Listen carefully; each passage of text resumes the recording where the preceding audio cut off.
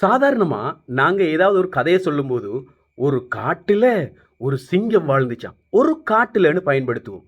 ஒரு வீட்டுல, ஒரு ரோட்டுல, ஒரு மரத்துல அப்படின்னு பயன்படுத்துவோம்.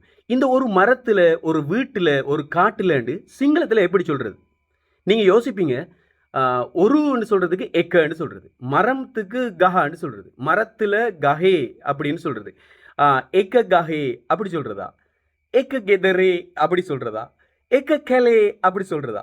இதுக்கு சொல்றதுக்கு ஒரு விதம் இருக்குது. என்ன தெரியுமா? ஒரு ஊர்ல கமக்க விளங்கிட்டா? கமையோட க என்றத போட்டால் கமக்க. அப்போ ஒரு ஊர்லன்னு அர்த்தம். அப்போ ஒரு வீட்டுல கெதரக்க. கெதரண்டா வீடு, கெதரக்க ஒரு வீட்டுல. அப்ப வீட்டுலன்னு சொல்லும்போது கெதரன்னு தானே சொல்றோம்.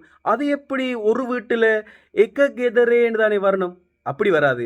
கெதரக்கன்னு தான் சொல்லணும். அப்போ ஒரு மரத்துலன்னு சொல்றது எக்க கஹேன்னு தானே வரணும். அது என்ன கஹக்கன்னு சொல்றீங்க அப்படின்னு கேட்டா சிங்களம் அப்படித்தான் கதைக்கணும். இந்த மாதிரி தெளிவான முறையில சிங்களத்தை எப்படி பேசணும், அதை முறையா பேசினா என்ன மாதிரியான ஃபீலிங் எல்லாம் வரும் அப்படின்றத நான் ஆன்லைன் கிளாஸ் மூலமா உங்களுக்கு விளங்கப்படுத்துறதுக்கு தயாரா இருக்கிறேன். நீங்களும் நம்ம கிளாஸ்ல இணைஞ்சு சிங்களம் படிக்க விரும்பினா உங்களுக்கு அறவே சிங்களம் தெரியாட்டியும் பிரச்சனை இல்லை, ஒரு வார்த்தை கூட தெரியாட்டியும் பிரச்சனை இல்லை. 2 மாசத்துல உங்களுக்கு சிங்களம் பேசுறதுக்கான எல்லா விதமான வழிமுறைகளையும் நான் காட்டி தருவேன். ஃபுல்லா ட்ரைனிங் பண்றதுக்கு தயாராக இருக்கிறேன். நீங்களும் இந்த கிளாஸ்ல சேர்ந்து இணைய விரும்பினா 0777 484 456 இந்த இலக்கத்துக்கு இப்பவே வாட்ஸ்அப் பண்ணுங்க. இன்னும் ஒரு விஷயம், பாடசாலை மாணவர்களுக்கும் எளிமையான முறையில் அவங்களோட பாடத்தை விளங்கப்படுத்துறதுக்கும் நம்ம கிளாஸ் ஒன்று இருக்குது. எதிர்வரும் 18ஆம் தேதி ஆரம்பமாகுது. மாணவர்கள் இருந்தா அவங்களே நம்ம கிளாஸ்ல ஜாயின் பண்ணி விடுங்க.